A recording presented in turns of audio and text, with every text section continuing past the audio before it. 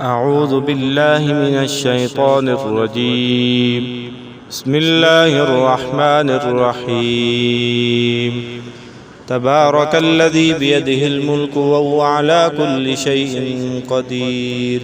الذي خلق الموت والحياة ليبلوكم أيكم أحسن عملا وهو العزيز الغفور، الذي خلق 7 سماوات طباقا ما ترى في خلق الرحمن من تفاوت فارجع البصر هل ترى من فتور، ثم ارجع البصر كرتين ينقلب إليك البصر خاسئا وهو خسير، ولقد زينا السماء الدنيا بمصابيح وجعلناها رجوما للشياطين وأعتدنا لهم عذاب السعير،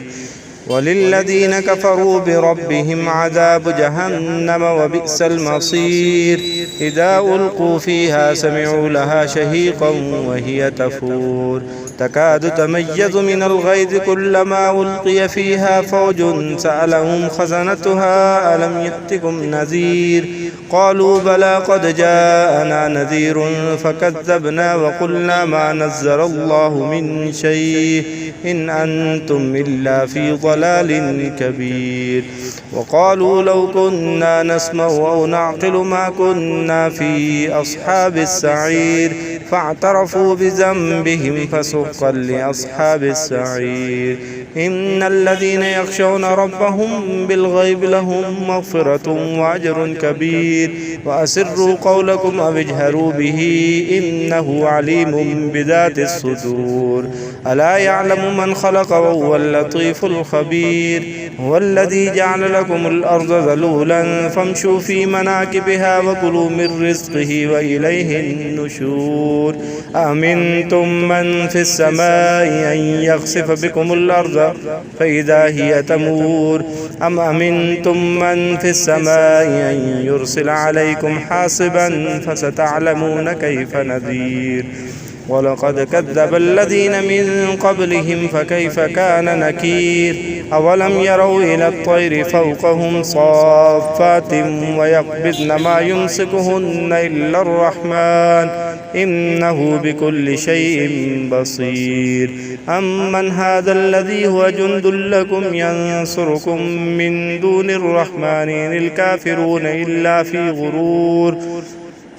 أمن هذا الذي يرزقكم من أمسك رزقه بل لجوا في عتب ونفور، أفمن يمشي مكبا على وجهه يهدى أمن يمشي سويا على صراط مستقيم، قل هو الذي أنشأكم وجعل لكم السمع والأبصار والأفئدة قليلا ما تشكرون،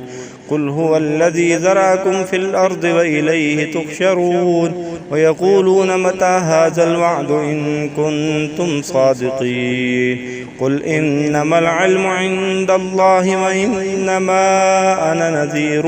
مبين، فلما رأوا زلفة سيئت وجوه الذين كفروا وقيل هذا الذي كنتم به تكذبون، قل أرأيتم من أهلكني الله ومن معي أو رحمنا فمن يجير الكافرين من عذاب أليم، قل هو الرحمن آمنا به وعليه توكلنا فستعلمون من هو في ضلال مبين، قل أرأيتم من أصبح ماؤكم غورا فمن يأتيكم